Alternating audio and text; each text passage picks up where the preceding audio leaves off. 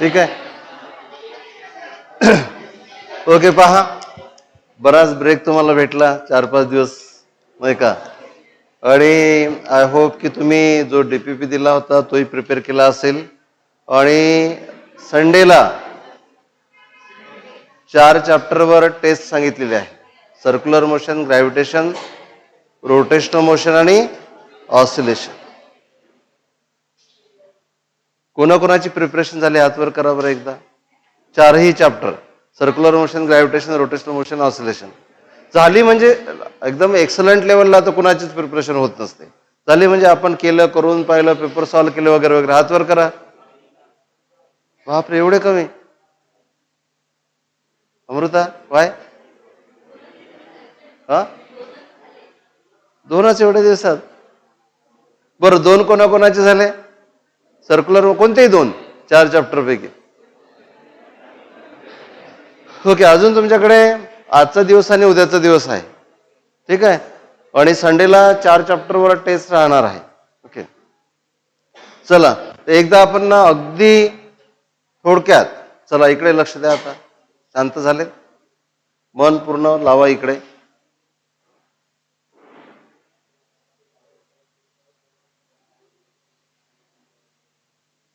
कान, डोळे आणि चित्त हे काय म्हणजे मन जागेवर असल्याशिवाय आणि पाहिजे त्या गोष्टीवर फोकस्ड असल्याशिवाय माझं बोलणं की तुमच्या कॉन्शियस माइंड पर्यंत पोहोचणार नाही. तर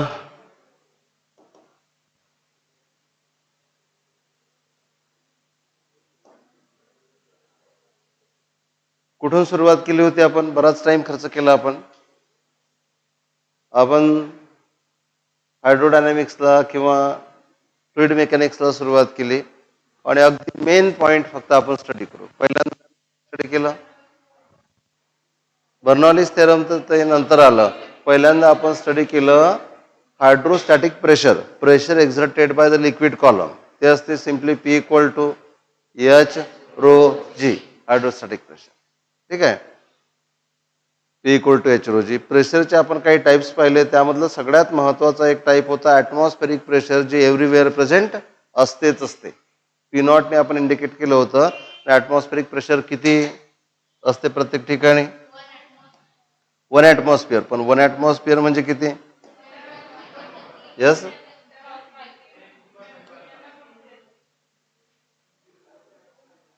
किती असते ॲटमॉस्फेरिक प्रेशर? 1.013 × 10⁵. किंवा अप्रॉक्सिमेटली तुम्ही काय करू शकता? P0 = 1 × 10⁵ newton per metre square atmospheric pressure. Second घेतलं होतं आपण gauge pressure. What is mean by gauge pressure? एखाद्या सिलेंडरमध्ये जर का तुम्ही गॅस भरलेला असेल, टायरमध्ये तुम्ही हेअर भरलेली आहे, तर बाहेरचं प्रेशर आणि बाहेरचं total pressure that is atmospheric pressure, आणि त्या टायरच्या आतमधलं टोटल प्रेशर यांच्यामधला जो डिफरन्स आहे that only can be measured, that is called as Gauss pressure. आपण नेहमी डिफरन्स मोजत असतो. डिफरन्सच महत्वाचा आहे ना आपल्यासाठी. बाहेर जेवढं प्रेशर आहे आतमध्ये तेवढंच असेल तर नो प्रॉब्लेम. बरोबर आहे, काही अर्थच राहणार नाही. डिफरन्स आपण मोजत असतो, that is called as Gauss pressure. नंतर आपण पाहिलं होतं ॲब्सोल्यूट प्रेशर. प्रेशर जेवढं असेल म्हणजे ॲटमॉस्फेरिक प्रेशर आणि इन्क्रीज्ड प्रेशर किंवा ॲडिशनल जे प्रेशर, आपण समजत आहे असं बोलून, म्हणजे हा टायर आहे असं डोळ्यासमोर घ्यायचं आणि बाहेरचं प्रेशर ॲटमॉस्फेरिक प्रेशर आहे आणि तुम्ही याच्यामध्ये आणखी काहीतरी ॲड केलं. बरोबर आहे. ॲटमॉस्फेरिक प्रेशर जेवढं पेक्षा जेवढं तुम्ही ॲडिशनल प्रेशर ॲड केलं असेल यांची करायची sum, that is called as absolute pressure. ठीक आहे. तर हा एक पॉईंट आपण घेतला होता. आणि सगळ्यात महत्त्वाचं, हा तर जनरल कॉमन सेन्स आहे, सर्वात महत्त्वाचं तेच आहे की pressure hydrostatic pressure exerted by the liquid column is P = H ρg. Rho म्हणजे काय? जे लिक्विड असेल त्या लिक्विडची density. It may be mercury, it may be water, it may be any other liquid. बरोबर आहे. आणि त्यानंतर घेतला होता आपण अपथ्रस्ट. अपथ्रस्टवर नंतर आपण खूप सारे डेव्हलप्ड फॉर्म्युले पाहिले, पण मला असं वाटतं कोणत्याच गोष्टीची गरज नाही, फक्त तुम्हाला अपथ्रस्ट समजलेलं पाहिजे. अपथ्रस्ट काय असते? कुठल्याही बॉडीला, ते तर झालं विरोजी, पण त्याच्या अगोदर आपल्या डोळ्यासमोर काय आलं पाहिजे? कुठल्याही बॉडीला जर तुम्ही पार्शियली किंवा फुल्ली एखाद्या लिक्विडमध्ये इमर्स केलं, इकडे लक्ष, शर्वरी लक्ष द्या. तर एक लिक्विड आहे, एखाद्या बॉडीला पार्शियली किंवा फुल्ली ते फुल्ली इमर्स्ड आहे. दुसरी एखादी बॉडी असेल ती पार्शियली इमर्स्ड असू शकते. पार्शियली किंवा फुल्ली इमर्स्ड केलं तर जे लिक्विड आहे ते त्या बॉडीवर सर्व डायरेक्शननी प्रेशर एक्झर्ट करते. पण जर फोर्सचा विचार केला तर हे जे फोर्सेस आहेत एकमेकांना कॅन्सल करतात. वरचा फोर्स असतो कमी, खालून फोर्स असतो जास्त. त्यामुळे त्या बॉडीवर नेट अपवर्ड फोर्स एक्झर्ट होतो. and that upward force exerted by the liquid on the body, बरोबर, इज कॉल्ड बियॉन्ड फोर्स किंवा बियॉन्सी सुद्धा त्याला म्हणतात. आणि तो बियॉन्ड फोर्स त्यालाच आपण अपथ्रस्ट म्हणतो. तो अपथ्रस्ट किती असतो? V density of liquid into g. इथे व्ही काय असतो? त्या बॉडीचा जेवढा पोर्शन लिक्विडच्या आतमध्ये इमर्स झालेला आहे तो असतो V. V is immerse portion of the body. जर बॉडी पूर्णपणे इमर्स झाली असेल तर बॉडीचं व्हॉल्यूम तुम्ही व्ही घेऊ शकता, बरोबर. अदरवाईज जेवढी % बॉडी इमर्स झाली असेल, जेवढा व्हॉल्यूम वॉटरमध्ये असेल तेवढाच तुम्हाला व्ही घ्यायचा आहे. So V is immersed volume of the body, बरोबर. Rho density of the liquid into g. एवढा फोर्स त्या बॉडीवर वरच्या डायरेक्शननी ऍक्ट होणार. आता इथे बरेचदा क्वेश्चन्स कसे होतात, जर तुम्हाला अपरंट वेट विचारलं, काय अपरंट वेट, तर या बॉडीचं वेट असणार डाऊनवर्ड डायरेक्शननी. ते किती असेल? M g. हा फोर्स असणार अपवर्ड डायरेक्शननी, बरोबर आहे. आणि जर बॉडी फ्लोटिंग कंडिशन मध्ये असेल तर डाऊनवर्ड फोर्स आणि upward force they are balancing each other. Downward जास्त असतात सिंक झाली असती, अपवर्ड जास्त असतात वर निघून गेली असती. पण फ्लोटिंग बॉडीच्या बाबतीत हे दोन्ही फोर्सेस एकमेकांना काय करतात? बॅलन्स करतात. एक फोर्स आहे डाऊनवर्ड डायरेक्शनने, दुसरा फोर्स आहे अपवर्ड डायरेक्शनने. कोण सांगेल अपरंट वेट किती असेल?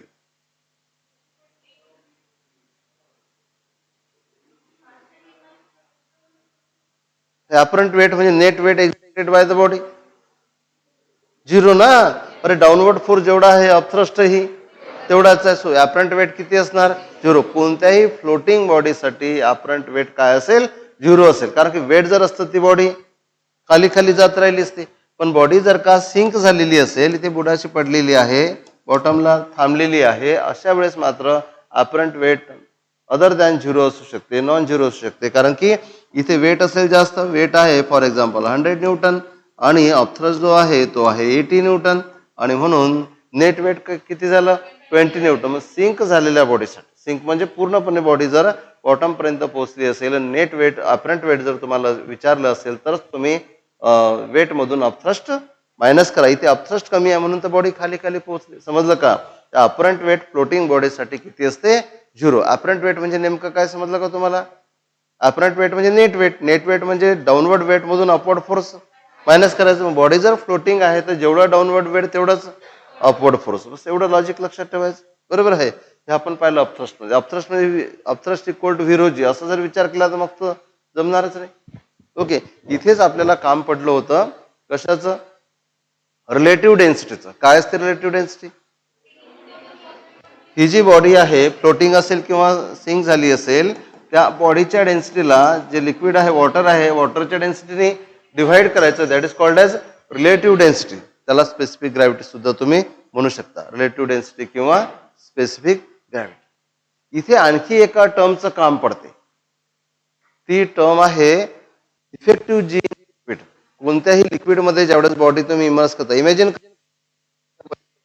करा की एक स्पियर आहे, त्या स्पियरला तुम्ही दोरा बांधला आणि त्याला तुम्ही वानखडे लक्ष द्या, त्याला तुम्ही एअरमध्ये गेस करून राहिले, तुम्हाला भारी वाटेल. मग काय केलं तुम्ही? तो ऐका इकडे. मग काय केलं तुम्ही? ती जी बॉडी आहे ती तुम्ही वॉटरमध्ये किंवा कुठल्याही लिक्विडमध्ये इमर्स केली.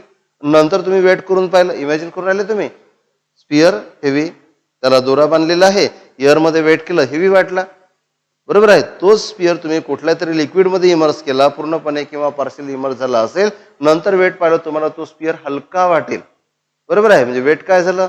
लॉस्ट झालं, कमी झालं. कशामुळे? अपथ्रस्टमुळे, बरोबर आहे. आणि वेट कमी झाला म्हणजे इफेक्टिव्ह जी कमी झाला. वेट कमी झाला म्हणजे काय कमी झाला? इफेक्टिव्ह जी. बघा, जर तुम्हाला इफेक्टिव्ह जी काढता आला, जसं मूनवरचा जी वेगळा असतो, हाईटला जी वेगळा असतो, डेप्थला जी वेगळा असतो, तसाच लिक्विडमध्ये जी वेगळा असतो. लिक्विडमध्ये जी जी नसतो. जी जर जी एवढा राहिला असता लिक्विडमध्ये, तर लिक्विडमध्ये जर जी जी एवढाच राहिला असतं तर काय झालं असतं? वेट जेवढा आहे तेवढंच राहिलं असतं, वेट कमी झालंच नसतं. मग लिक्विड मधला जी कमी होतो तो कोण सांगेल? लिक्विड मधला जी किती असतो? जी इफेक्टिव्ह. हा आपण ऑसिलेशन मध्येही पाहिला, कोणाकोणाला सांगता येणार? Yes,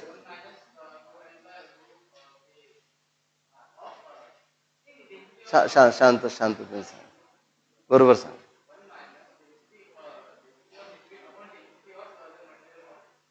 solid. पण एक महत्वाची टर्म सुटली सांगताना, g into. Okay, so g effective काय असतो? G into 1 minus density of liquid upon density of solid. काय करायचं, जर का तुम्हाला वेटचं काम पडलं लिक्विड, तुम्हाला कोणी म्हटलं की लिक्विड मधलं वेट सांगा, पण बॉडी जर पूर्णपणे सिंक झाली असेल, बरोबर आहे, तर लिक्विड मधलं वेट काढताना तुम्हाला काय करावं लागेल? हा जी वापरायचा, जी इफेक्टिव्ह. बरोबर आहे, तुम्हाला डायरेक्टली लिक्विड मधलं वेट मिळेल. आपण एका प्रॉब्लेम मध्ये असं केलं होतं ना. ओके, लिक्विड मधला आपण जी वापरला तर आपला प्रॉब्लेम सॉल्व्ह झाला होता. तर हे सगळं अपथ्रस्ट मध्ये येते. हा जो पॉईंट आहे हाही अपथ्रस्टचाच एक भाग आहे, जी इफेक्टिव्ह. तर कुठल्याही लिक्विड मध्ये जी किती असेल? G effective equal to g into 1 minus density of liquid upon density of solid. Okay, तर पहिला जो पोर्शन होता हायड्रोस्टॅटिक, त्यामध्ये महत्वाचे हे दोनच फॉर्म्युला आहेत, एच रो जी आणि हा जीचा फॉर्म्युला किंवा अपथ्रस्टचा फॉर्म्युला. ओके, त्यानंतर घेतलं होतं आपण हायड्रोस्टॅटिक नंतर यस हायड्रोडायनॅमिक्स, विस्कॉसिटी स्टार्ट केले होते. हायड्रोस्टॅटिक्स, हायड्रोडायनॅमिक्स आणि विस्कॉसिटी. त्याच्या अगोदरचा एक पार्ट आहे सरफेस टेन्शन, तो आपण त्याची वेगळी सरफेस टेन्शन आहे, हायड्रोस्टॅटिक्स आहे, हायड्रोडायनॅमिक्स आहे आणि विस्कॉसिटी आहे ना. ओके, तर मग नंतर आपण सुरुवात केली होती हायड्रोडायनॅमिक्सला. तर काय असेल हायड्रोडायनॅमिक्स किंवा फ्लुइड डायनॅमिक्स? कोणकोणते फॉर्म्युले? आपण दोनच महत्वाचे फॉर्म्युले स्टडी केले होते. एक होतं इक्वेशन ऑफ कंटिन्युटी. आता इक्वेशन, लक्ष द्या, इक्वेशन ऑफ कंटिन्युटी म्हणताना फक्त तुम्ही इकडे पहा, फक्त तुम्ही इक्वेशन ऑफ कंटिन्युटी हा वर्ड काढून टाकला तोंडामधून, बरोबर आहे, आणि तुमच्या डोळ्यासमोर डायग्राम वगैरे काहीच नाही आहे, मग ते इक्वेशन तुमच्या काही उपयोगाचं नाही. कोण सांगेल इक्वेशन ऑफ कंटिन्युटी म्हटलं की काय सेन्स करून घ्याल तुम्ही? हातवर करून सांगा, जसे जसं तुम्हाला सांगता येईल तसं. येस, हा,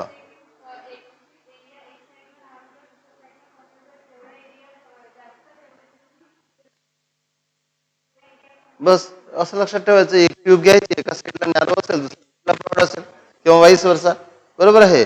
आणि जेवढा तुम्ही एरिया कमी कराल ट्यूबचा, तेवढा त्या फ्लुइडचा स्पीड वाढेल. एरिया कमी तर व्ही जास्त होईल. व्ही आणि ए एकमेकांना कशा आहेत? Inversely proportional. आणि ज्या गोष्टी व्ही आणि ए एकमेकांना इनव्हर्सली प्रोपोर्शनल आहेत, म्हणून v equal to some constant upon a. So v a equal to काय लिहिता येणार? कॉन्स्टंट. मग व्ही इक्वल टू कॉन्स्टंट हेच इक्वेशन ऑफ कंटिन्युटी आहे. किंवा speed of fluid is inversely proportional to area of cross section. हे काय आहे विचारलं तुम्हाला, हे कायच आहे? So speed of fluid flowing tube is inversely proportional to area of cross section. This is nothing but equation of continuity. वेगवेगळ्या form मध्ये विचारतील, तुम्हाला विचारतील कुठल्या प्रिन्सिपल मध्ये बसत आहे, तर हेच इक्वेशन ऑफ कंटिन्युटी आहे. फक्त तुम्ही असा तो ट्यूब इमॅजिन केला होता, बरोबर आहे. इथे area of cross section A1 आहे, स्पीड ऑफ लिक्विड V1 आहे, इथे area of cross section A2 आहे आणि स्पीड ऑफ लिक्विड V2 आहे. So A1 V1 equal to A2 V2. पण कोण सांगेल what is mean by AV? AV ही काय टर्म आहे? What does it indicates? नाही, कॉन्स्टंट तर आहेच, तर आहेच, हातवर करून सांगायचं, असं गडबड होईल. एव्ही काय इंडिकेट करते? यस, व्हॉल्यूम फ्लोईंग पर सेकंड. प्रत्येक सेकंदाला किंवा प्रत्येक मिनिटाला घेऊ शकता तुम्ही. वेलॉसिटीचं जे युनिट, वेलॉसिटीचं युनिट जर मीटर पर सेकंड असेल, तर प्रत्येक सेकंदाला किती लिक्विड बाहेर पडत आहे किंवा एंटर होत आहे. वेलॉसिटीचं युनिट जर मीटर पर सेकंड असेल, सॉरी मिनिट मध्ये असेल, समजा मीटर पर मिनिट, तर एका मिनिटमध्ये किती फ्लुइड बाहेर पडत आहे किंवा एंटर होत आहे. So it is nothing but rate of discharge. यालाच काय म्हणतात? Rate of discharge. बरेचदा याला क्यूनी दाखवतात, बरोबर आहे. It is nothing but volume per second. याचाच आपण वेगळा फॉर्म घेतला होता, A1 V1 equal to A2 V2. Okay, तर हे झालं equation of continuity. Very simple, बरोबर. जिथे कुठे अशी सिच्युएशन आली तर तुम्हाला बरोबर इक्वेशन ऑफ कंटिन्युटी वापरता आलं पाहिजे. वापरता येईल. एका ठिकाणी पाईप ब्रॉड आहे, दुसऱ्या ठिकाणी नॅरो आहे, आणि दोन्ही ठिकाणचे स्पीड आणि एरिया रिलेटेड जर प्रॉब्लेम असेल तर A1 V1 equal to A2 V2. Third point असेल तर तुम्हाला A3 V3 पण त्याच्यामध्ये ऍड करता येणार. झालं इक्वेशन ऑफ कंटिन्युटी. त्याच्यानंतर होतं बर्नॉलिस थेरम. बर्नॉलिस थेरम मध्ये आपण 3 एनर्जीज घेतल्या होत्या. ओके, कोण सांगेल आपण कोणकोणत्या एनर्जीज घेतल्या होत्या बर्नॉलिस थेरम मध्ये? पण एक मिनिट, आपण ना plain kinetic energy, plain potential energy, plain pressure energy वापरली नव्हती. आपण पर युनिट व्हॉल्यूम वापरलं होतं. पण पर युनिट व्हॉल्यूमच वापरलं पाहिजे असंही नाही. पर युनिट वेट वापरता येते, बरोबर, पर युनिट मास वापरता येते. पण मोस्ट कॉमन जे स्टेटमेंट आहे बर्नॉलिस थेरमचं, त्यामध्ये एनर्जी पर युनिट व्हॉल्यूम वापरली. कोणाकोणाला सांगता येणार की बर्नॉलिस थेरम काय, तुम्ही कसंही सांगितलं तरी चालेल, पण तुम्हाला जे समजलेलं आहे ते सांगायचा प्रयत्न करा. कोण सांगेल what is mean by Bernoulli's theorem? Ayan, Aryan, नाही,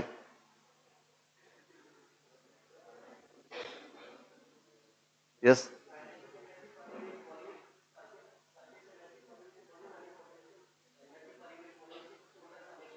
एक एक थोडीशी मिस्टेक झाली बोलताना. हा, तर किती टाईपच्या एनर्जी आपण पाहिल्या? 3 टाईपच्या. एक पाहिली आपण कायनेटिक एनर्जी, दुसरी पाहिली पोटेन्शियल एनर्जी, तिसरी पाहिली प्रेशर एनर्जी. आणि या सर्व एनर्जीला व्हॉल्यूमनी डिव्हाइड करायचं. We get energy per unit volume. त्या सर्व एनर्जीची सम फ्लोईंग ट्यूबमध्ये कशी असते?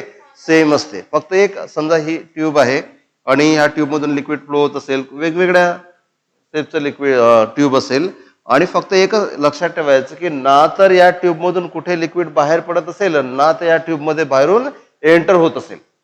म्हणजे तिथे त्या लिक्विडचा सिंकही नको, लिक्विडचा रिझर्व्हॉरही नको. रिझर्व्हॉर म्हणजे लिक्विड सप्लाय होत असेल, किंवा सिंक म्हणजे लिक्विड बाहेर पडत असेल, असं नाही पाहिजे. एक प्लेन ट्यूब आहे, एका टोकाला एंटर होत असेल, दुसऱ्या टोकाला बाहेर पडत असेल, तरच तुम्हाला इक्वेशन वापरता येईल. हे इक्वेशन तुम्हाला लिक्विडसाठी वापरता येईल आणि गॅसेससाठी वापरता येईल. बरोबर आहे. तर काय वापरायचं आपल्याला? एनर्जीची सम. बर्नॉलिस थेरम मध्ये एनर्जीची सम. तर आपण पहिले काय घेतलं होतं? Kinetic energy half m v square. तर kinetic energy per unit volume काय असेल? Half mass upon volume density. V ने डिवाइड करायचं, तर एम बाय व्ही ला आपण लिहिणार रो. सो काय असणार? Half rho v square. ही झाली kinetic energy per unit volume. Potential energy काय असणार? M g h. So potential energy upon volume ला काय लिहिणार आपण? Rho g h. आणि प्रेशर एनर्जी, प्रेशर एनर्जी काय असते? पीव्ही. आणि म्हणून pressure energy per unit volume काय असणार? पी.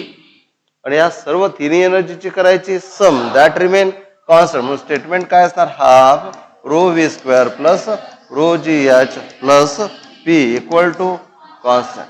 ओके, तेच काय आहे? Bernoulli's theorem. आणि या बर्नॉलिस थेरमचे आपण खूप सारे ऍप्लिकेशन्स पाहिले होते.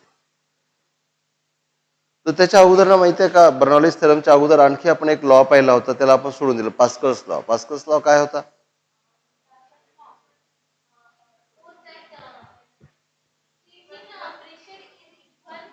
पास्कल्स लॉ काय होता? एखाद्या, हा कोण सांगेल? कोणाला सांगता येईल? कसंही सांगितलं तरी चाललं, पण तुम्ही ना त्याला एक्सप्रेस करण्याचा प्रयत्न करा. यस खोले.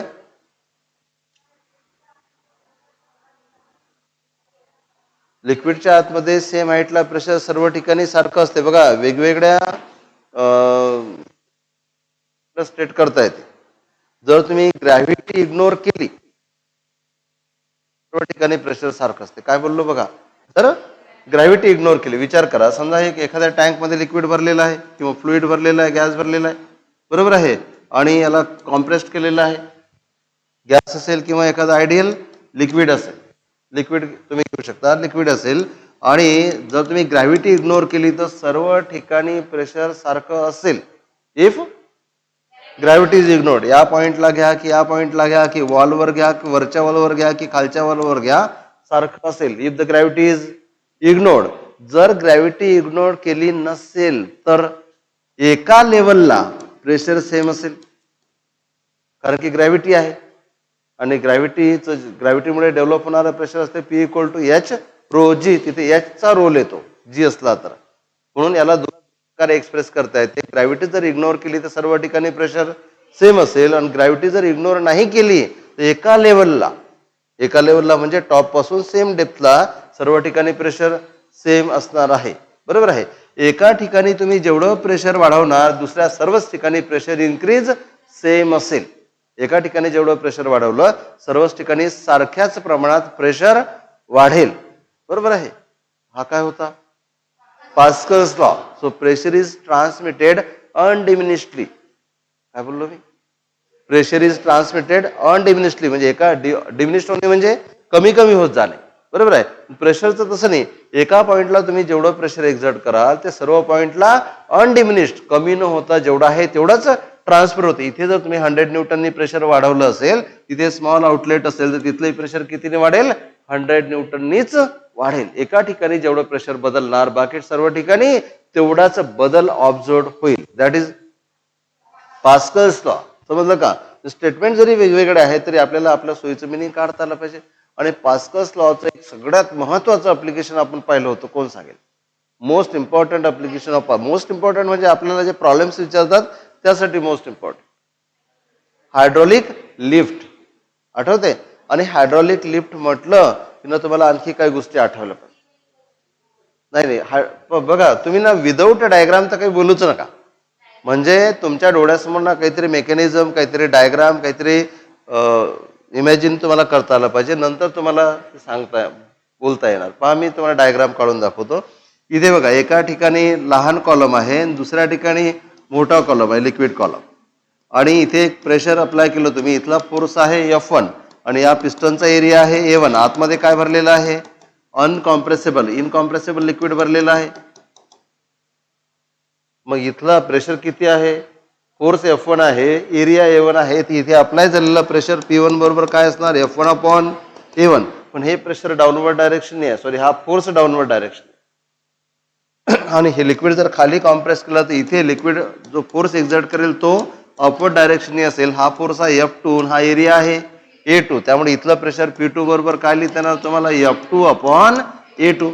पण पास्कल्स लॉ काय सांगतो?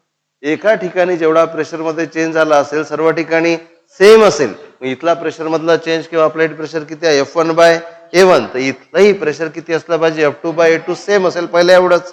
मग म्हणून तुम्हाला P1 आणि P2 ला सेम घ्यावं लागेल. पण P1 काय? F1/A1 इक्वल टू P2 काय आहे? F2/A2. बस हाय पास्कल्स लॉ. सगळ्यात महत्वाचं हेच इक्वेशन आहे पास्कल्स लॉ. म्हणजे याचा तुम्हाला हायड्रॉलिक लिफ्ट मध्ये उपयोग होणार आहे. तुम्ही F1 तुम्हाला दिला असेल तुम्हाला काय काढता येणार? F2 काढता येणार. मला सांगा फोर्स हा एरियाला डायरेक्टली प्रोपोर्शनल आहे इनव्हर्सली प्रोपोर्शनल? Directly proportional. ह्या पिस्टनचा एरिया जेवढा वाढेल फोर्स तेवढा वाढेल. एरिया जर तुम्ही 100 टाइम्स वाढवला तर फोर्स सुद्धा 100 टाइम्स वाढेल. बरोबर आहे. आणि म्हणजे क्रेन्स असतात ना त्यामध्ये हे हायड्रॉलिक लावलेले असतात आणि तिथे जे एरिया आहे ते 1000 टाइम्स वाढवतात.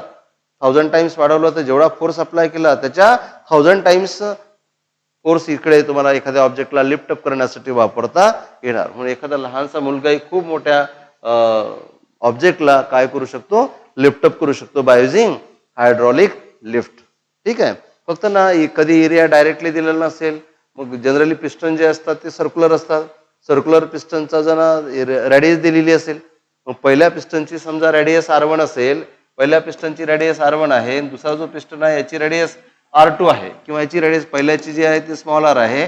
मोठ्या पिस्टनची रेडियस कॅपिटल R आहे. पण तुम्हाला ना पास्कल्स लॉ विचारला which of the following relation is correct? Area किती घेणार? पास्कल्स लॉ काय? F1/A1 equal to F2/A2. But area किती असेल पिस्टनचा एरिया? पिस्टन सर्क्युलर आहे. πr². मग पाय तर दोन्ही ठिकाणी येणार आहे ना. पाय काय होणार? Cancel. So A1 proportional to R1² आणि A2 प्रोपोर्शनल टू R2². नाही तर मग या फॉर्म मध्ये भेटलं तुम्हाला असं वाटेल की हे इथं काय करणार? R1² आणि F2 आणि इथं काय करणार? R2². ओके. कॅपिटल असेल किंवा स्मॉल असेल. समजलं का? म्हणून तुम्हाला फक्त ना एरिया डायरेक्टली दिला असेल असं नाही. एरियाच्या ऐवजी तुम्हाला काय दिले असेल? लेन दिली असेल. कदाचित ना एखाद्या विचित्र प्रॉब्लेम मध्ये रेक्टँग्युलर पिस्टन तयार करतील. रेक्टँग्युलर पिस्टनचा एरिया काय असणार? L/B. तर तेवढा लोक बरोबर चाललं पाहिजे. हा काय झाला? Pascal's law. त्याच्यानंतर काय घेतलं होतं आपण? Bernoulli's theorem. ओके. बर्नॉलिस थेरमचे काय काय ऍप्लिकेशन सांगितले होते? बर्नॉलिस थेरमचे ऍप्लिकेशन एरोप्लेनचं एक ऍप्लिकेशन होतं. आणि ना तुम्हाला लक्ष इकडे तुम्हाला ते मेकॅनिझम आठवलं पाहिजे, बरोबर आहे. आणि हे पास्कल्स लॉ सुरू करायच्या अगोदर आणखी आपण लहान सहान काही कंडिशन स्टडी केल्या होत्या. त्यामध्ये आपण घेतलं होतं 2 ते 3 काही फ्लो घेतले होते आपण. एक होता स्टेडी फ्लो, दुसरा होता अनस्टेडी फ्लो. स्टेडी फ्लो काय असेल? जिथे प्रत्येक पार्टिकल सेम पाथवरून धावत असेल फ्लुइडचा, that flow is called as steady flow. आणि जिथे हे पार्टिकल एका पाथमधून दुसऱ्या पाथमध्ये एंटर होत असतील त्याला काय म्हटलं होतं आपण? Unsteady flow. स्टेडी फ्लोलाच आपण लॅमिनर फ्लो किंवा स्ट्रीमलाईन फ्लो म्हटलं होतं, बरोबर आहे. अनस्टेडी फ्लोमध्ये रोटेशनल फ्लो वगैरे येतील, आठवते का तुम्हाला?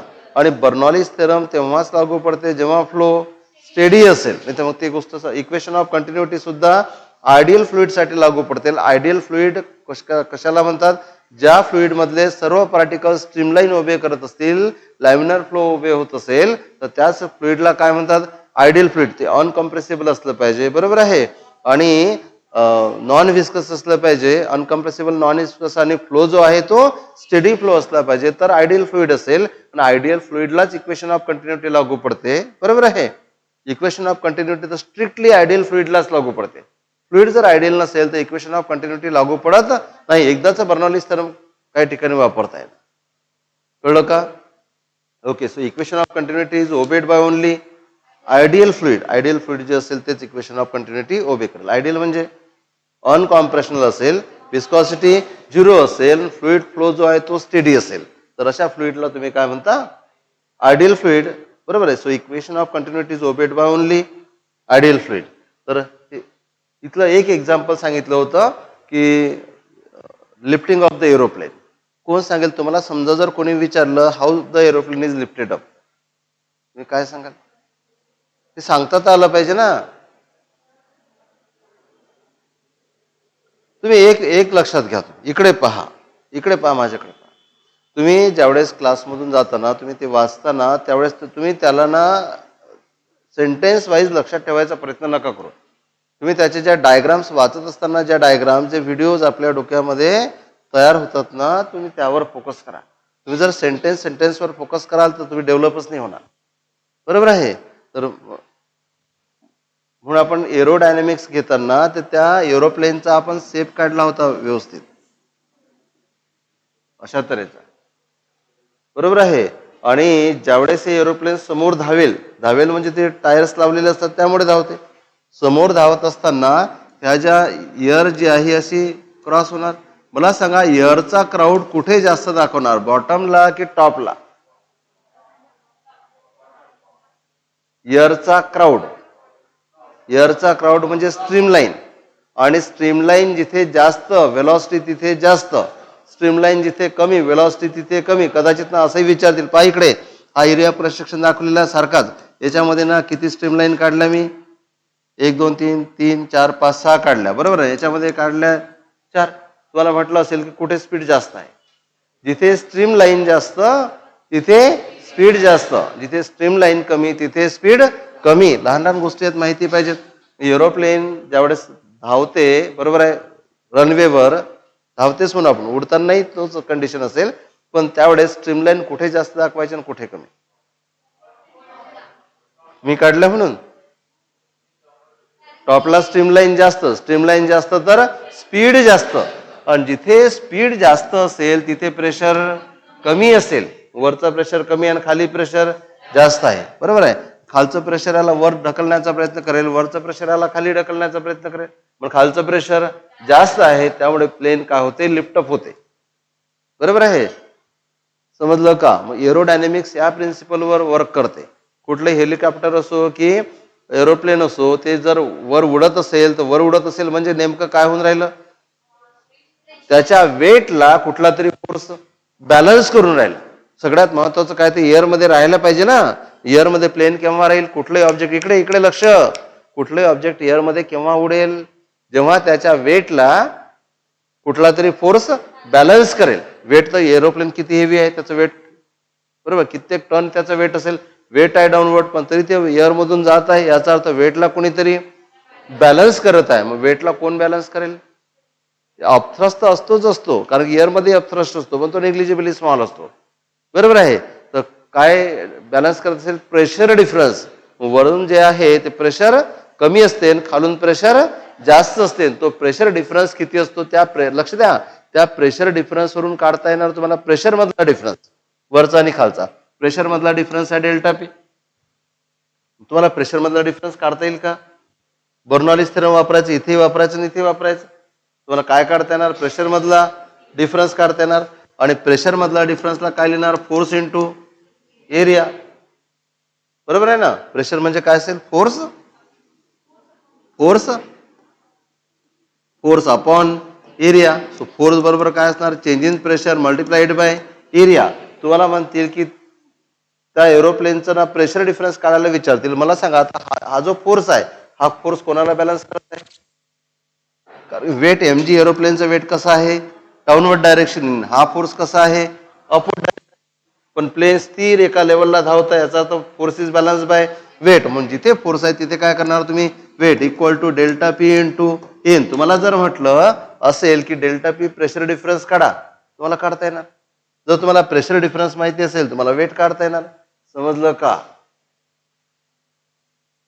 यावरून तुम्हाला त्या एरोप्लेनचे जे विंग्स असतात त्या विंगच्या वरचं प्रेशर आणि विंगच्या खालचं प्रेशर यांच्यामधला डिफरन्स काढता येईल. जर तुम्हाला एरोप्लेनचं वेट माहिती असेल, कदाचित काय होणार की तुम्हाला असं म्हणतील की तुम्हाला एक एरोप्लेन डिझाईन करायचा आहे, बरोबर आहे, आणि एरिया दिला असेल तर प्रेशर डिफरन्स काढता आला पाहिजे. प्रेशर डिफरन्स दिला असेल तर एरिया काढता आला पाहिजे. वेट तुम्हाला माहित असेल किती, पॅसेंजर बसल्यानंतर किती आहे काय वगैरे वगैरे. समजलं का? तर अशा तऱ्हेने तुम्हाला बर्नॉलीज थेरम तिथे वापरता येणार. ठीक आहे. एक एक्झाम्पल. दुसरं एक्झाम्पल काय सांगितलं होतं? बर्नॉलीज थेरमचं आणखी एक एक्झाम्पल सांगितलं होतं. व्हेंच्युरीमीटर. व्हेंच्युरीमीटरवर प्रॉब्लेम विचारला जाऊ शकतात. काय असते व्हेंच्युरीमीटर?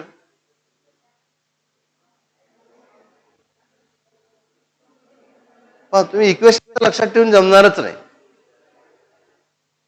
कोणाला सांगता येईल व्हॉट इज मीन बाय व्हेंच्युरीमीटर?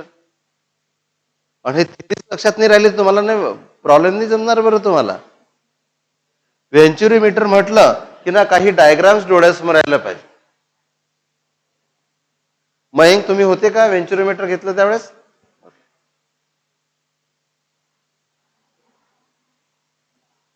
आठवत नाही? एकदम सिंपल आहे. इकडे पहा, लक्ष द्या.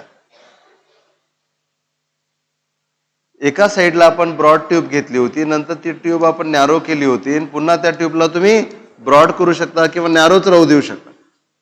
ही ट्यूब आहे आणि या ट्यूब मधून फ्लुइड फ्लो होत आहे, बरोबर आहे. इथला एरिया किती आहे? A1. इथला स्पीड किती असणार? V1. ज्यावेळेस इथे लिक्विड पोहोचणार, स्ट्रीमलाईन क्राउडेड दाखवायच्या, बरोबर आहे. आणि इथला एरिया किती असेल? A2. इथला स्पीड किती असेल? V2. कुठला स्पीड जास्त असेल, V1 की V2? V2. जिथे स्पीड जास्त आहे तिथे प्रेशर कमी असेल. म्हणून इथे एक ट्यूब लावलेली होती, याला व्हर्टिकल ट्यूब. हे लिक्विड या व्हर्टिकल ट्यूब मध्ये पण असं वरतं चढलं होतं. पण इथे स्पीड कसं आहे? कमी, तर प्रेशर काय असणार? जास्त. म्हणून या ट्यूब प्रेशर जास्त तर या ट्यूब मधल्या लिक्विडची हाईट जास्त. Because P equal to h rho g. P जास्त तर P equal to h rho g. Rho तर तोच आहे, जी तर तोच आहे. जिथे प्रेशर जास्त तिथे हाईट जास्त. या लिक्विड कॉलमची हाईट कमी होती. इथे परत एक ट्यूब लावली होती, बरोबर आहे. तर इथे परत एक ट्यूब लावलेली आहे, एक ट्यूब आहे आणि इथे स्पीड जास्त आहे तर प्रेशर कमी आहे, तर हाईट पण कमी असेल. आणि आपण काय केलं होतं, या दोन हाईट मधला मोजला होता डिफरन्स. ओके. तुम्हाला काय करायचं बघा, इथे तुम्हाला बर्नॉलीज थेरमचं इक्वेशन वापरायचं आणि इथे इक्वेशन वापरायचं आणि लेवल तर सेम आहे. लेवल सेम आहे तर कुठली टर्म वापरायची गरज नाही. पोटेन्शियल एनर्जी एच रो जी, इथे एच रो जी तेवढाच असणार आणि इथे एच रो जी तेवढाच असणार आहे. समजलं का? मग पहिल्या ठिकाणी फक्त तुम्हाला कशाची सम करायची आहे? कायनेटिक एनर्जी आणि प्रेशर एनर्जी. मग कायनेटिक एनर्जी काय असेल? Half rho V1 square. Pressure काय असणार? P1. दुसऱ्या ठिकाणी kinetic energy half rho V2 square. Pressure काय असेल? P2. पण तुम्हाला काय ऍडजस्ट करायचं आहे? कोणतं प्रेशर जास्त आहे? P1 जास्त आहे आणि P2 कमी आहे. म्हणून तुम्हाला P1 मायनस P2 ऍडजस्ट कर. समजलं? P1 जास्त आहे ना, पण तुम्हाला काय ऍडजस्ट करायचं? P1 minus P2. ह्या P2 ला इकडे घेऊन टाका येणार P1 minus P2. P1 minus P2 जिथे असणार तिथे या दोन हाईट मधला, हे एवढी हाईट आणि हे हाईट, या दोन हाईट मधला डिफरन्स आपण त्याला एच घेऊ शकतो, एच रो जी. एचला तुम्ही काय करू शकता, H2 minus H1 into rho जी. समजलं का काय केलं, हा डिफरन्स घ्यायचा, एवढा डिफरन्स प्रेशर मधला डिफरन्स. इथलं प्रेशर किती आहे P1, P1 equal to H1 rho जी. इथलं प्रेशर किती आहे P1 equal to H1 rho g. So P2 equal to H2 rho g. आणि तुम्हाला प्रेशर मधला काय पाहिजे, डिफरन्स. म्हणजे तुम्ही हा जो P2 आहे तुम्ही इकडे घेतला म्हणजे काय लिहिता येणार, P1 minus P2 equal to half rho तुम्ही कॉमन काढला, इथे V2 square minus V1 square. पण P1 मायनस P2 च्या ऐवजी तुम्ही काय लिहिणार, P1 किती आहे H1 रो जी, P2 किती आहे H2 rho g. So delta P म्हणा किंवा P1 मायनस P2 म्हणा, तर मायनस करताना रो जी कॉमन काढता येणार, इथे काय लिहिता येणार H1 minus H2 into rho जी. म्हणून P1 मायनस P2 ची जागी काय करणार तुम्ही H1 minus H2 into rho g equal to half rho into काय करणार V2 square minus V1 square. Rho rho काय होणार कॅन्सल. आता काय करायचं, तुम्हाला काय विचारतील माहिती आहे, एक तर V1 विचारतील किंवा V2 विचारतील. इथे या इक्वेशन मध्ये दोन आहेत, V1 आहे आणि V2 आहे. तुम्हाला एकतर V1 ठेवायचा आहे किंवा V2 ठेवायचा आहे. मग काय कराल, इक्वेशन ऑफ कंटिन्युटी काय सांगते, A1 V1 equal to A2 V2. आता तुम्ही मला सांगा, समजा तुम्हाला V1 काढायचा आहे, यावरून काय कराल, समजा तुम्हाला V1 कॅल्क्युलेट करायचा आहे, यावरून V2 काढायचा, यावरून V2 बरोबर काय लिहिता येणार A1 V1 अपॉन A2. जिथे V2 आहे तिथे हे लिहून टाकायचं, म्हणजे काय राहणार शिल्लक केवळ V1. In this way you can major V1. हे आहे व्हेंच्युरीमीटर. समजलं का.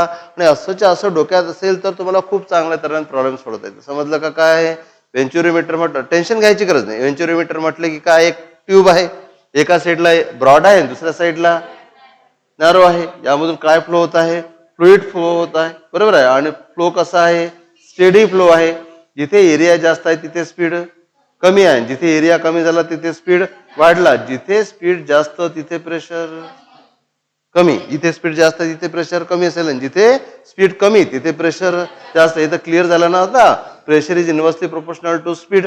जिथे स्पीड जास्त असते तिथे प्रेशर कमी असते. मग इथे ब्रॉड आहे ट्यूब, म्हणजे इथे स्पीड कमी आहे तर प्रेशर जास्त. म्हणजे याच ट्यूबला वर दाखवायचं, लिक्विड जास्त उंचापर्यंत दाखवायचं, कारण ते लिक्विड काय इंडिकेट करते, प्रेशर इंडिकेट करते, बरोबर आहे. मग स्पीड कमी आहे तर प्रेशर जास्त आहे, प्रेशर जास्त आहे तर लिक्विड कॉलमची हाईट जास्त दाखवा.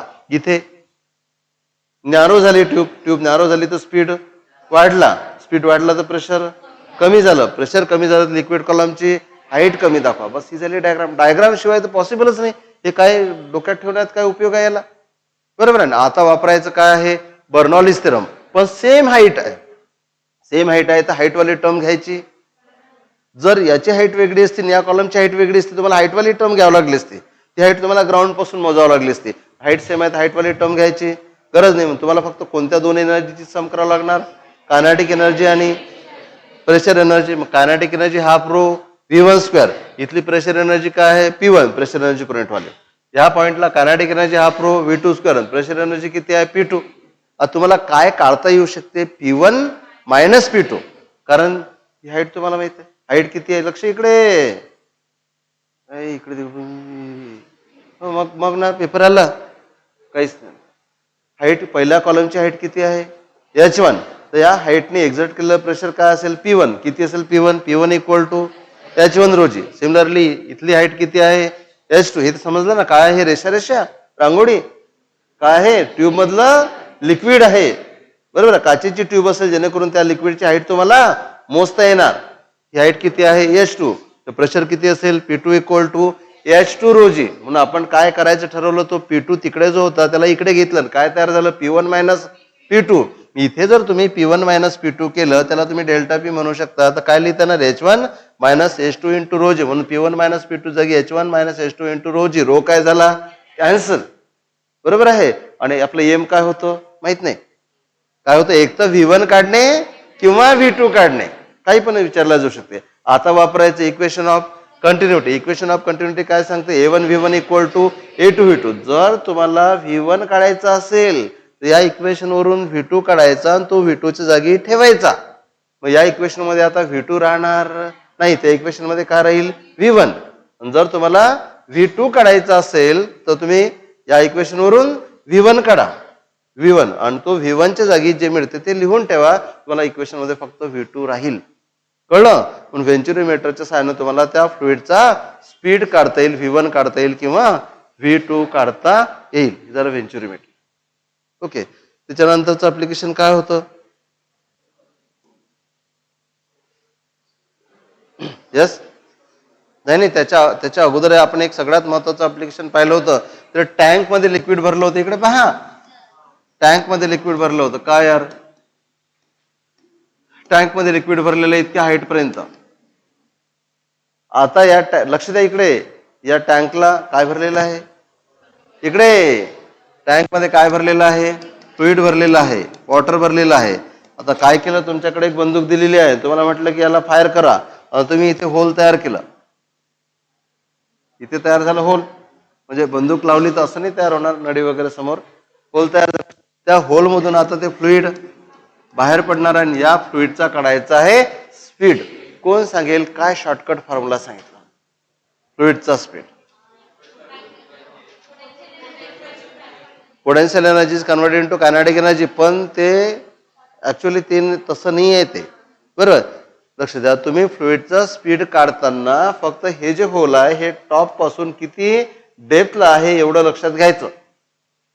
कदाचित काय असते, ही हाईट दिलेली असते, याला म्हटलं असेल हे आहे 100 मीटर, नंतर हे दिलं असेल हे किती आहे 80 मीटर. 80 मीटरवर तुम्ही फायर केलं बॉटम पासून, तुम्हाला म्हणतील की स्पीड काढा. तर स्पीड काढताना तुम्हाला त्या टॉप पासून हे जे होल आहे हे किती खोलवर आहे या हाईटशी मतलब असते, बाकी हाईटशी काही घेणं देणं नाहीये. त्यामुळे तुम्हाला काय करावं लागेल, पूर्ण हाईट मधून ही हाईट मायनस करावं लागेल, तुम्हाला स्मॉलेस्ट काढावं लागेल. आणि जर तुम्ही स्मॉलेस्ट काढला तर व्ही बरोबर कोण सांगेल काय होता फॉर्म्युला? अंडर रूट मध्ये yes twice GH, twice GH. तुम्हाला काय काढता आला? स्पीड. हे जे फ्लुइड बाहेर पडत आहे या फ्लुइडचा स्पीड. तर या फ्लुइडची व्हेलॉसिटी कोणत्या डायरेक्शनने असेल? व्हेलॉसिटीची डायरेक्शन, लिक्विड बाहेर पडत आहे ना, तर ह्या व्हेलॉसिटीची डायरेक्शन हॉरिझॉन्टल डायरेक्शन असेल. कोणता स्पीड झाला हा? Horizontal speed. कळत आहे? मग हॉरिझॉन्टल स्पीड ऑफ फ्लुइड काढताना त्याला व्हेलॉसिटी ऑफ इफ्लक्स सुद्धा म्हणतात. फक्त कशाचा विचार कराल? ते जे होल आहे ते वरून किती खाली आहे याचा विचार. समजत आहे? अरे समजत आहे की नाहीये? ह्या लेवल पासून होल किती अंतरावर पाडलेला आहे? H. तिथून जे लिक्विड बाहेर पडत असेल त्याचा स्पीड किती असेल? V equal to under root twice GH. काही जण म्हणत असतील ते हे आलं कसं? हे आलं बाय युझिंग बर्नॉलिस थेरम. पण यासाठी तुम्हाला मी एक शॉर्टकट सांगितला होता, तो असा होता की वरतं काय असणार? Potential energy. ज्यावेळेस हे लिक्विड खाली येणार त्याचं रूपांतर कशामध्ये होणार? Kinetic energy. Potential energy mgh, kinetic energy half mv². mm केला cancel, so v² equal to twice GH आणि v equal to under root मध्ये ट्वाइस GH. हाच फॉर्म्युला आपण वापरा. समजलं? एक. दुसरा आता कोण सांगेल की ज्यावेळेस हे फ्लुइड खाली पडणार या फ्लुइडला इथे पडण्यासाठी लागणारा टाइम काढायचा आहे. प्रॉब्लेम सगळे असेच विचारलेले आहेत. तुम्हाला थिअरीवरचे असे प्रॉब्लेम नाही दिसतील, जसे केमिस्ट्रीमध्ये असतात, ऑर्गॅनिक केमिस्ट्रीमध्ये तसे नाही दिसतील डायरेक्टली. तुम्हाला सिच्युएशन दिल्या असतील आणि त्यावरून तुम्हाला काढता. याला खाली पडण्यासाठी लागणारा टाइम. मला एक सांगा, एक मिनिट, हा टाइम कोणत्या फॅक्टरवर डिपेंड असेल? फक्त ही हाईट किती आहे त्यावर डिपेंड असेल. हा टाइम कशावर डिपेंड असेल? केवळ हाईटवर डिपेंड असेल. हा टाइम कसा काढला? यस, पण हा काढला कसा होता? माझा क्वेश्चन असा आहे की समजा ही जी हाईट आहे, लक्ष द्या, या हाईटला म्हणून आपण H' इक्वल टू काय होणार? H-H. पण कोणतं इक्वेशन आपण वापरलं होतं इथे? एक मिनिट, इथे बघा, हे लिक्विड खाली पडत आहे. ऐका बरोबर, परत सांगत आहे मी. मला कोण सांगेल की इक्वेशन ऑफ कायनेमॅटिकल इक्वेशन वापरलं होतं? नेमकं कसं वापरलं होतं? कोणाला सांगता येईल? टाइम काढताना कायनेमॅटिकल इक्वेशन कसं वापरलं? केवळ असं बोलून चालत नाही की कायनेमॅटिकल इक्वेशन वापरलं. लक्ष इकडे द्या, वे ऐकतच नाही केलं. कायनेमॅटिकल इक्वेशन कुठल्या तरी एका पर्टिक्युलर डायरेक्शननी वापरत असतात. एक तर तुम्ही व्हर्टिकल डायरेक्शनने वापरू शकता किंवा हॉरिझॉन्टल डायरेक्शनने वापरू शकता. कायनॅमेटिकल इक्वेशन वापरताना सगळ्यात महत्वाची कंडिशन असते ऍक्सलरेशन शुड बी कॉन्स्टंट.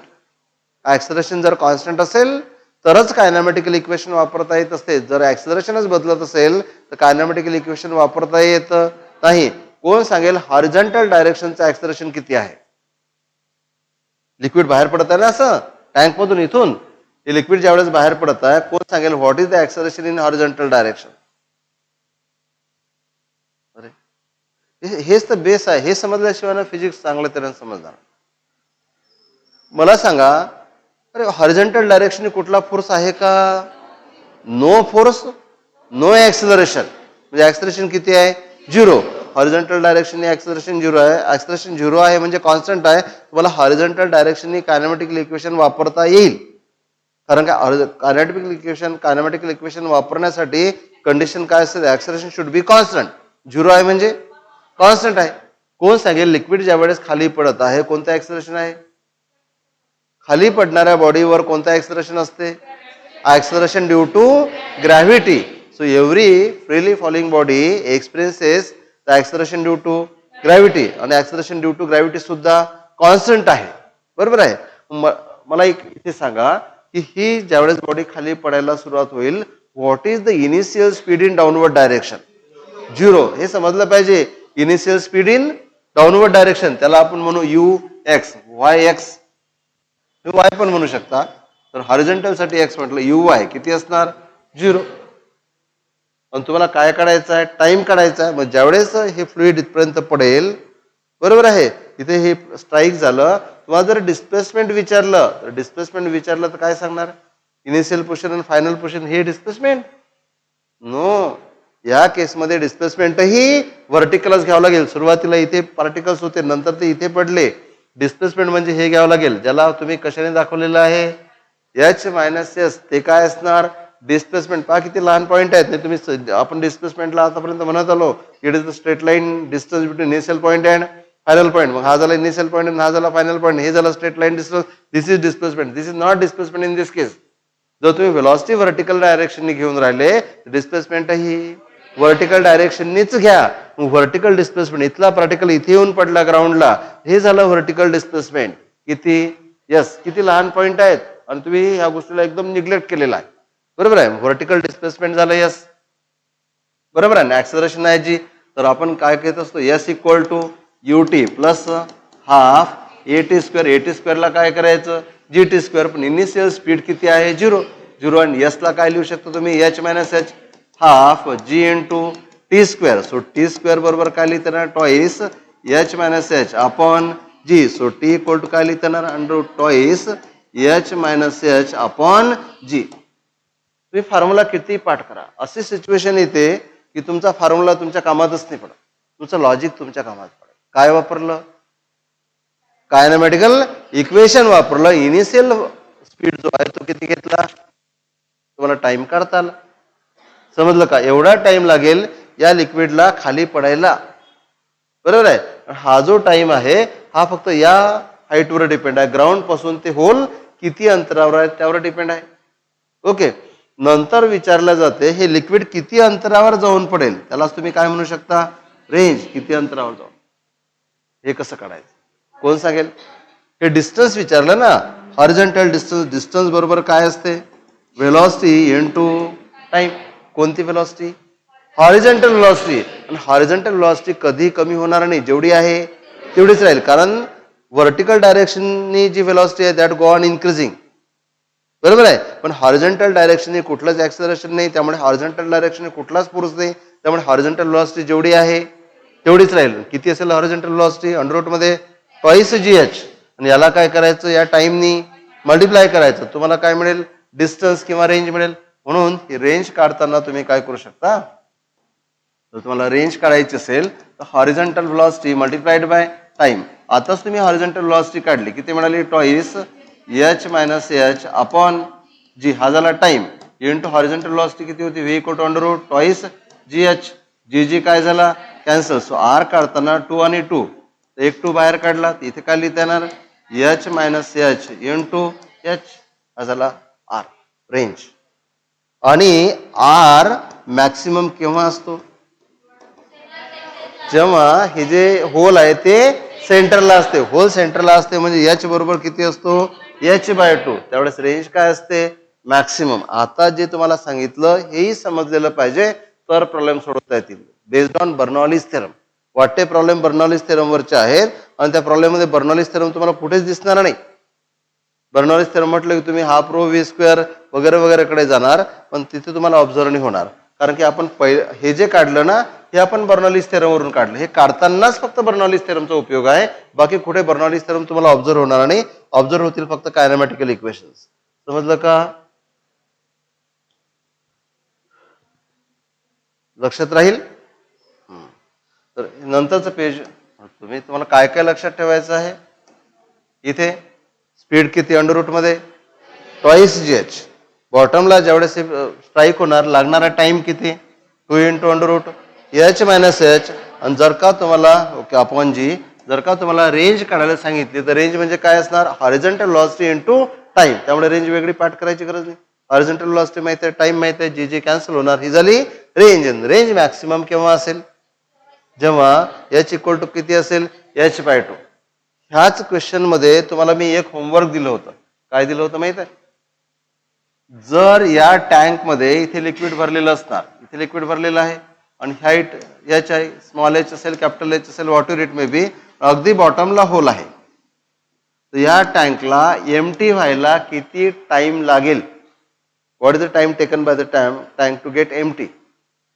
सुरुवातीला माहिती आहे का फास्ट एम्प्टी होणार, नंतर स्पीड कमी कमी होत जाणार. सुरुवातीला फास्ट येणार ना, कारण लिक्विड खूप भरलेलं आहे, खूप जोराने पाणी बाहेर पडेल. त्यामुळे सुरुवातीला रेट ऑफ एम्प्टीनेस जो आहे तो जास्त असेल, एम्प्टी होण्याचा रेट जास्त असेल. नंतर तो रेट कमी कमी होत जाणार, कारण की फ्लुइडचा स्पीड. अरे टँक मध्ये लिक्विड भरलेलं आहे, हे जर खाली खाली येत असेल तर ज्यावेळेस टँक फुल भरलेली आहे त्यावेळेस स्पीड जास्त असेल, आणि जशी लेवल कमी कमी होत जाणार स्पीड कमी कमी. म्हणून टँक एम्प्टी सारख्या स्पीडनी होणार नाही. सुरुवातीला टँक फास्ट एम्प्टी होणार. तुम्हाला विचारलं की पहिल्या 5 सेकंद मध्ये आणि दुसऱ्या 5 सेकंद मध्ये कुठे लिक्विड अर्ध अर्ध गेलेलं असणार का, पहिल्या 5 सेकंद मध्ये खूप सारं लिक्विड गेलं असणार, नंतरच्या 5 सेकंद मध्ये फार कमी लिक्विड बाहेर पडलेलं असणार.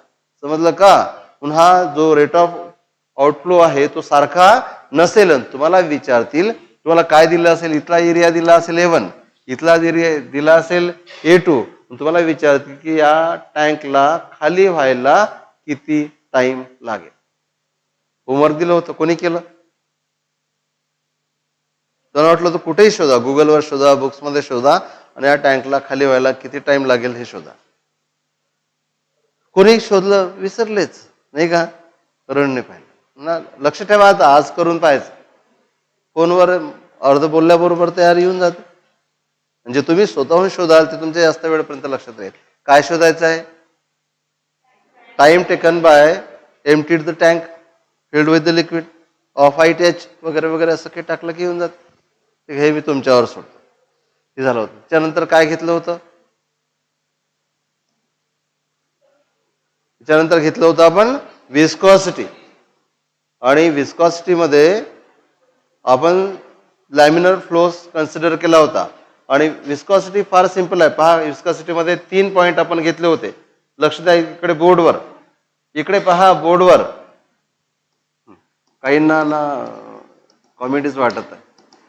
तर इथे बघा, हा आहे लिक्विड सॉलिडचा सरफेस, टाईल वगैरे असेल, यावरून ना एक कुठलं तरी लिक्विड फ्लो होत आहे.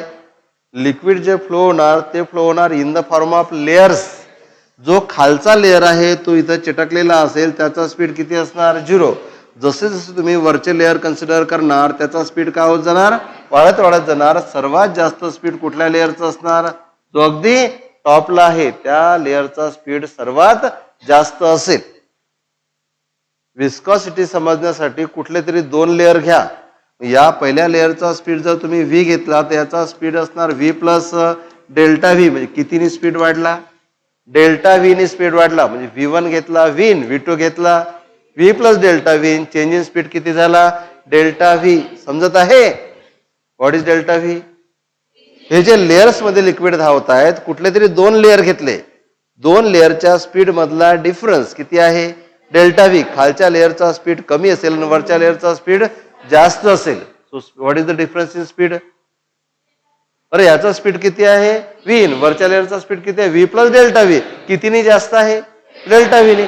या डेल्टा व्हीने या दोन लेअरच्या स्पीड मधला डिफरन्स किती झाला? Delta V. आणि यांच्यामधलं मोजायचं अंतर ते आहे delta y.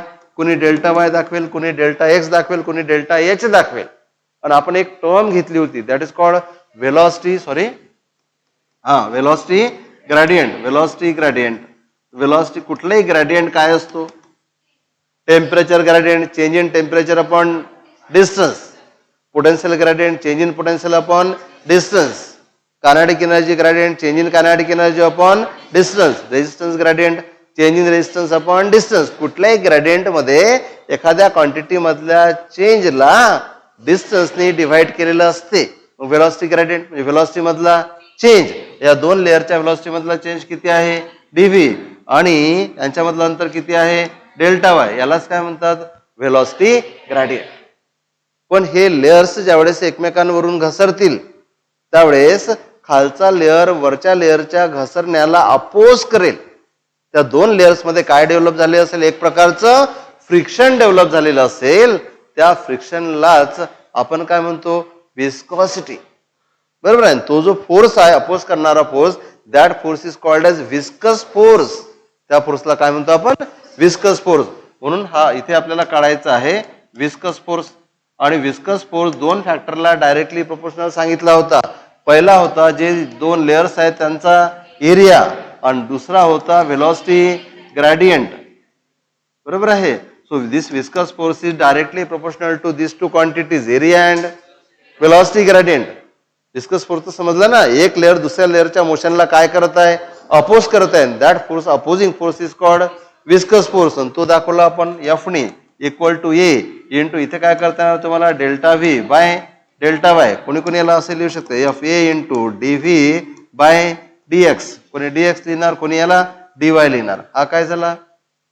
Viscous force. Sorry, इथे काय दाखवायला पाहिजे तुम्ही? प्रोपोर्शनॅलिटी. प्रोपोर्शनॅलिटी जर तुम्हाला काढून टाकायची असेल आणि इक्वलचं साईन वापरायचं असेल तुम्हाला कोएफिशियंट वापरावा लागतो. कोएफिशियंट ऑफ विस्कॉसिटी तुम्ही याला डीव्ही बाय डीवाय लिहू शकता. समजलं? त्या इटालाच काय म्हणतात? Coefficient of viscosity. समजलं? म्हणून ना कोएफिशियंट ऑफ विस्कस फोर्स समजण्यासाठी आपल्या डोक्यात दोन गोष्टी पाहिजेत. एक, विस्कस फोर्स कशाला प्रोपोर्शनल आहे? एरियाला. दुसरा कशाला प्रोपोर्शनल आहे? Velocity gradient. So viscous force proportional to area आणि व्हेलॉसिटी ग्रेडियंट म्हणजे डीव्ही बाय डिस्टन्स. कोणी डीएक्स लिहिणार, कोणी डीवाय लिहिणार, कोणी डीआर लिहिणार. बरोबर आहे. प्रोपोर्शनॅलिटी काढायची असेल, इक्वल वापरायचं असेल तर कॉन्स्टंट वापरायचा. कॉन्स्टंट दाखवायचं इटा आणि इटा is called coefficient of visco. असं समजलेलं असेल तर मला आता इटाचे काही डायमेन्शन विचारले तरी काढता येणार, युनिट विचारलं तरी काढता येणार. सीजीएस युनिट काय असते? पॉइस. सीजीएस युनिट असते पॉइस आणि एसआय युनिट असते डेका पॉइस. आठवते? आणि what is mean bye poised तर तुम्हाला यावरून इटा बरोबर लिहा. आणि ते मिळत असते न्यूटन सेकंड पर मीटर स्क्वेअर. न्यूटन सेकंड पर मीटर स्क्वेअर. बरोबर आहे. किंवा डाईन सेकंड पर सेंटीमीटर स्क्वेअर. डाईन सेकंड पर सेंटीमीटर स्क्वेअरला आपण पॉइस म्हटलं होतं. न्यूटन सेकंड पर मीटर स्क्वेअरला आपण डेका पॉइस म्हटलं होतं. आणि हा विस्कस फोर्स झाल्यानंतर फक्त दोन पॉइंट आले होते. एक होता स्टोक्स लॉ. कोण सांगेल स्टोक्स लॉ काय होता? कोण सांगेल काय होता स्टोक्स लॉ? एक मिनिट, मी एक मिनिट. तुम्हाला जर असं वाटत असेल सर तुम्ही नोट्स नाही दिली आणि विचारून राहिले, मी खूप बॅचेसवर प्रयोग केला. ज्या ज्या बॅचला नोट्स दिली ना त्यांनी काय केलं ते रटून काढलं आणि काही केलं नाही. ज्या बॅचला मी नोट्स नाही दिली चॅप्टर संपायच्या अगोदर त्यांनी काय केलं ते या पुस्तकातून शोध त्या पुस्तकातून शोध, त्यांच्या लक्षात जास्त राहिलं. ज्यांना रेडीमेड मिळेल ते पाहिलं आणि विसरून गेलं. पण तुम्ही कुठंच नाही शोधलं असणार. शोधलं का? हीच गोष्ट टेक्स्टबुक मध्ये पाहू शकले असते. तुमच्याकडे कुठलंही बुक आहे त्यामध्ये पाहू शकले असते. एखादं मल्टिपल चॉईस क्वेश्चनचं बुक असेल त्यामध्ये पाहू शकले असते. किंवा आपलं पीडीएफ आहे त्यामध्ये पाहू शकले असते. कोण सांगेल स्टोक्स लॉ काय असतो? जसं प्रत्येक गोष्ट इक्वेशन ऑफ कंटिन्युटीच्या वेळेस आपण डायग्राम डोळ्यासमोर घेतली. बर्नॉलिस थेरमच्या वेळेसही आपण डायग्राम डोळ्यासमोर घेतली. बरोबर आहे. तसाच स्टोक्स लॉ मध्येही एक डायग्राम आहे. तर स्टोक्स लॉ असतो काय? कोण सांगेल? हात वर करून सांगा. What is mean by Stokes law? Yes.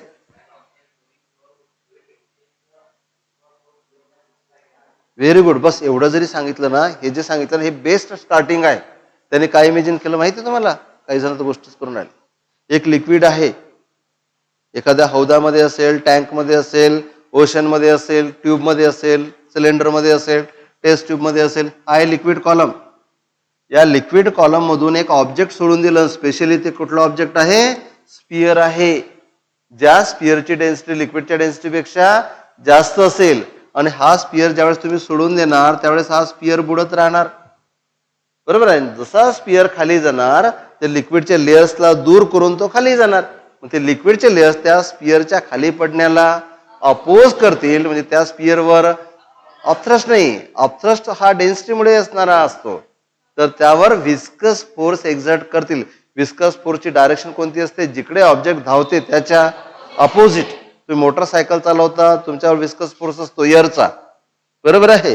Car धावते त्यावेळेस विस्कस फोर्स असतो. कुठल्याही फ्लुइड मधून एखादा ऑब्जेक्ट धावत असेल, बरोबर आहे, तर त्या ऑब्जेक्टवर विस्कस फोर्स फ्लुइड एक्झर्ट करते जिकडे ऑब्जेक्ट धावते त्याच्या अपोजिट. आणि तुम्हाला फक्त हा एवढाच विस्कस फोर्स लक्षात ठेवायचा आहे. तर या लिक्विड मधून हा स्पियर खाली पडत आहे. बरोबर आहे.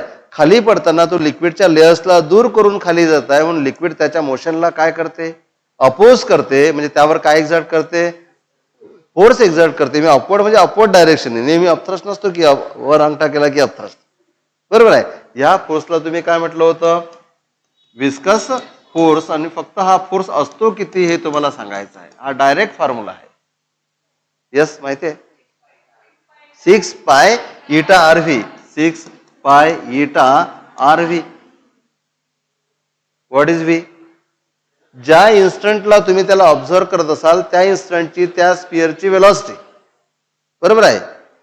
आणि what is R? Radius of the sphere. एक मिनिट, मी तुम्हाला म्हटलं की या इक्वेशनला ऐकता वेक्टर फॉर्म मध्ये एक्सप्रेस करा. Express the equation in vector form. कोण सांगेल कसं करा? हे इक्वेशन आहे. या इक्वेशनला कोणत्या फॉर्म मध्ये लिहायचं आहे? वेक्टर फॉर्म मध्ये. कसं लिहाल? एकीकडे काय? फोर्स. Force vector quantity. याच्या डोक्यावर काय द्यावं लागणार? एरो. इथे 6 पाय इटा आर. याला कोणालाच डायरेक्शन नाही आहे. डायरेक्शन नाही तर प्रश्नच नाही आहे. वेलॉसिटीच्या डोक्यावर काय द्यावं लागेल? एरो. कारण की वेलॉसिटी वेक्टर क्वांटिटी आणि फोर्स ही वेक्टर क्वांटिटी आहे. आता सांगा हे लिहिलेलं इक्वेशन करेक्ट आहे का? Yes or no? Left hand साईडला फोर्स आहे, राईट हँड साईडला फोर्स आहे. असं इक्वेशन तेव्हाच लिहिता येते जेव्हा लेफ्ट हँड साईडच्या फोर्सची डायरेक्शन राईट हँड साईडच्या फोर्सची डायरेक्शन सेम असेल. मला सांगा व्हेलॉसिटीची डायरेक्शन कुणीकडे आहे? खाली जाणारी. आणि विस्कस फोर्सची डायरेक्शन कुणीकडे आहे? वर जाणारी. दोन क्वांटिटी एकमेकांच्या अपोजिट आहेत. अपोजिट आहेत तर मध्ये मायनस टाकावं लागेल. नाही तर मग स्टोक्स लॉ पाठ करून घेतला, परीक्षेत वेगळंच विचारलं की सांगता नाही आलं. समजलं का?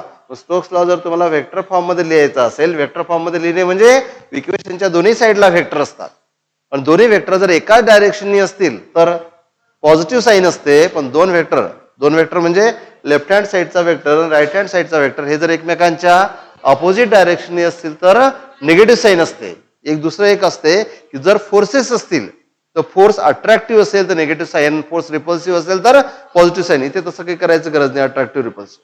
हा झाला विस्कस फोर्स आणि हा झाला Stokes law in vector form. समजलं? हा आहे स्टोक्स लॉ. बरोबर आहे.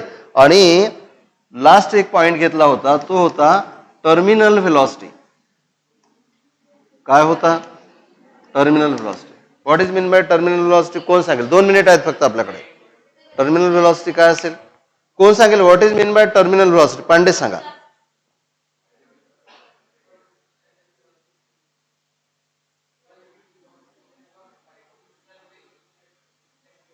नाही नाही नाही नाही, ह्या स्पियरच्या बाबतीत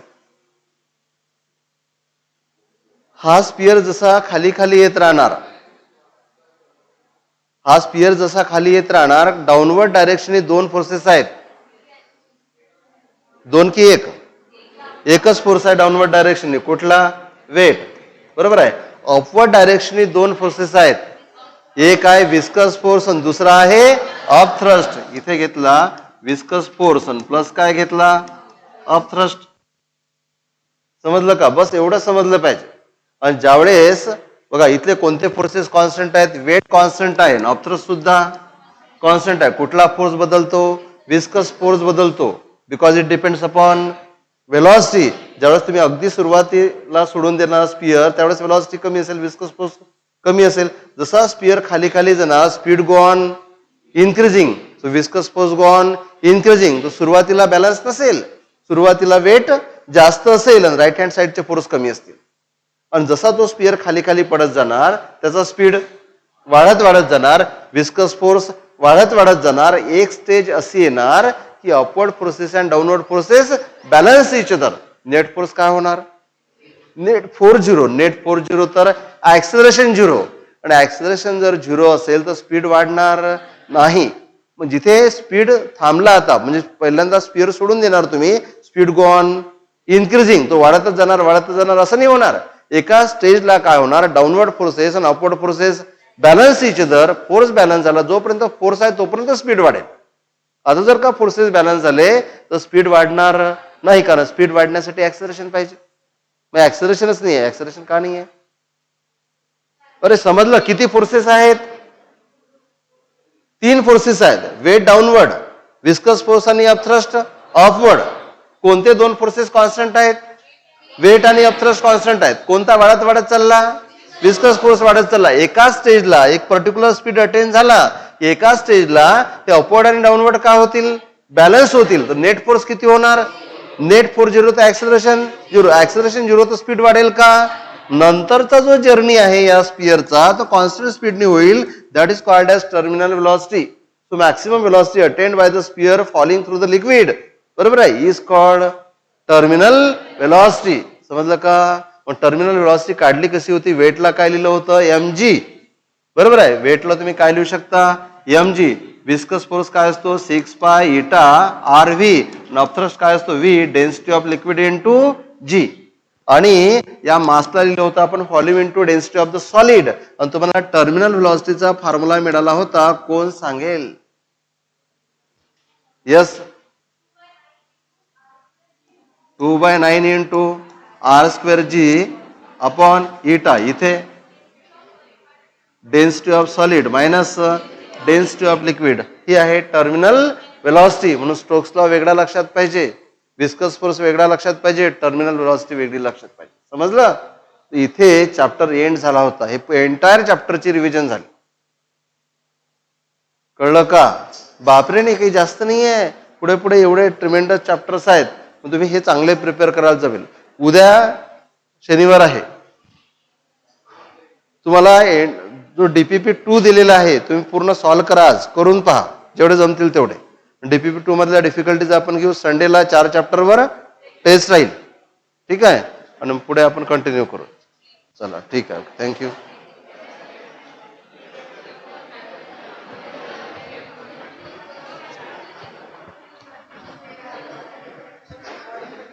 एक मिनिट.